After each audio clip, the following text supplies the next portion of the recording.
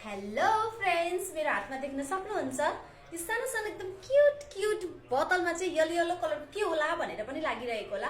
यो चाहिँ मैले बनाएको थिएँ भिटामिन सेरम 2 हप्ता अगाडि बनाएको थिएँ र यसलाई चाहिँ मैले फ्रिजमा स्टोर गरेर राखेर यो जाडोमा त फ्रिजमा पनि स्टोर गर्नु त पर्दैन, त्यही पनि अब लङ लास्टिङको लागि अलि लामो समय युज गर्नको लागि चाहिँ मैले फ्रिजमा स्टोर गरेर राखेको थिएँ।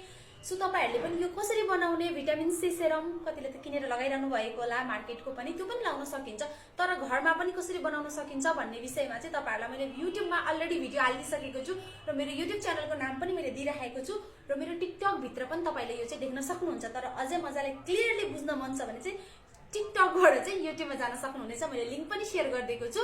र यो भिटामिन सी सेरम बनाउनुस्, युज गर्नुस्, एकदमै सजिलो छ। मात्र एउटा सुन्तलाको बोक्राले मैले बनाएको छु र म आफै पनि युज गर्ने गर्छु र यसलाई सबै स्किन टाइपले लाउन मिल्ने नमिल्ने के गर्ने कसरी राख्ने भन्ने विषयमा डिटेलमा मैले शेयर गरेको हुन्छु युट्युबमा, र त्यहाँ गएर कमेन्ट पनि छोड्न नबिर्सिनु होला हजुरहरूले युज गरिसक्नु भयो भने।